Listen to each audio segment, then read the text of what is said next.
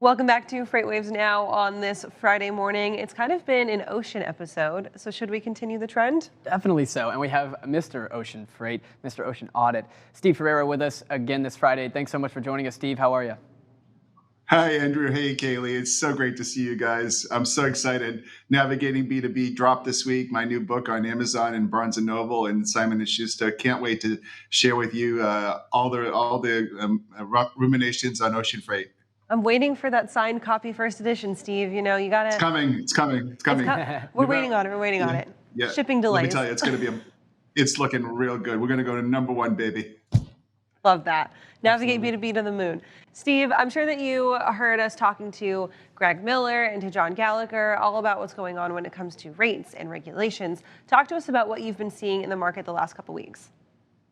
Well, I think the biggest thing right now that we've got to really focus on is the Biden administration and the export issues that have come up where Biden's press secretary came out, Jen Psaki, that there's going to be more regulation on ocean shipping.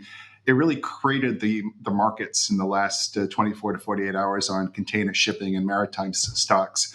And I think that while we need to service our export shippers and find some solution, that has been a really, I think, radar type issue that the American public is thinking, oh, wow, more regulation on ocean freight. It's going to lower the rates. It's going to impact the rates. The issue with the Biden administration is trying to do with export compliance is such a niche issue. It's really a fly on the rear of an elephant. I love my export clients and friends, but I don't see this impacting the sky high ocean rates. But on the other hand, there is a fallacy that the spot rates that we see in the media, the $15,000 and $20,000 rates, are what's driving the market. The opposite is really true. I mean, obviously, the big boys and the top 100 importers, they're not paying anywhere near that, right? And I think when you look at OOCL results and you extrapolate what the price per TEU is that they're deriving, you can see that they're not getting the $8,000 and $10,000 rates. So I think it's really important to, highlight #1 of our segment today should be the fact that yes, freight rates are very robust. There's a continuation of them, but the $10,000 and $20,000 rates are not driving the market. Yeah, Steve. So it seems to me that the fear from investors that this massive sell-off that we saw in the ocean stocks might not be as warranted as it should be. This is something that I've asked both Eric and John throughout, or not Eric and John, John and Greg. Thank you. Every time I get them confused. I wanted to ask you, what can the U.S. government do here? Right, a lot of these companies that are servicing our ports that are running, they're not American companies. What kind of things that can they do here? This is a little bit about nothing. There's really not much the government can do at this stage. I mean, we can go through a long series of study groups. Let me give you a little context for this because I think it's really important. I've been privileged to be a witness at the Federal Maritime Commission level 3 or 4 times in the last couple of years. And I've gone to the highest levels at the FMC to testify on private cases having to do with rates and contracts and whatnot. I can tell you I'm involved in one case right now that is, to the client, obviously it's very significant, but dollar-wise, it is a lower dollar figure.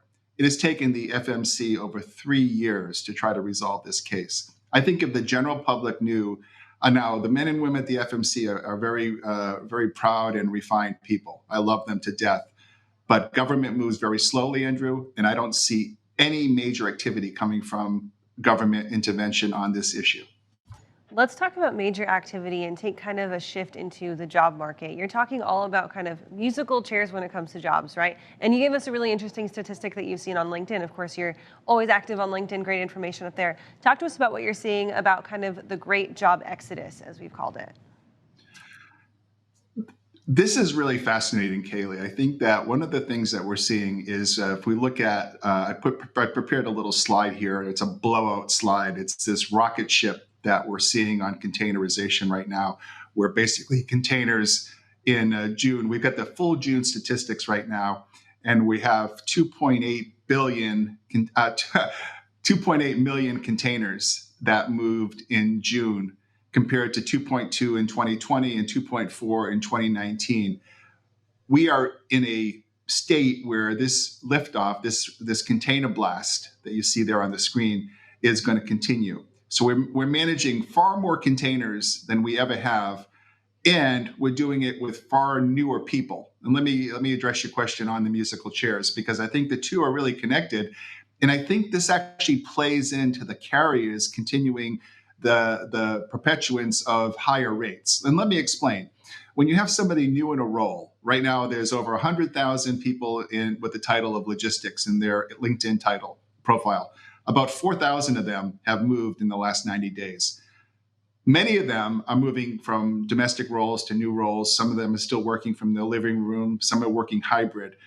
I think the ocean vendors end up taking a bit advantage of the situation on the dispersed changes in the workplace and the workflow. And let's face it, right? You need to be. I love, like, Shark Tank is my favorite show. Like Mark Cuban, Damon, Laurie Grenier. I love all those personalities. But you have to be a shark in order to get the right and the best rates right now. And I think the job changes and the fact that we're in such a preponderance of increasing TEUs, I think that's hurting the economics for BCOs. Sorry, it started pouring down rain here. It's a bit distracting. I wanted to ask Steve, who are the biggest importers into the West Coast right now? I think you have a little bit of a tidbit that might surprise our audience.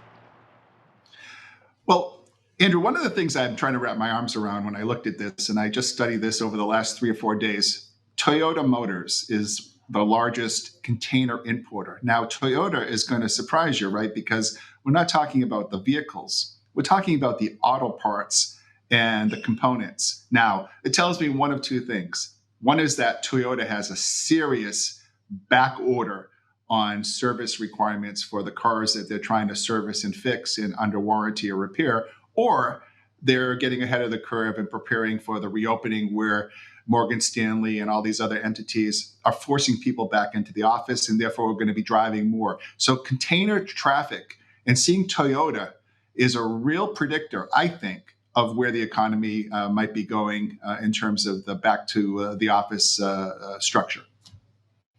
Super interesting to see that as well. Steve, I always love your charts. Your charts and your little graphics that you make are like the highlight of my day when we talk to you.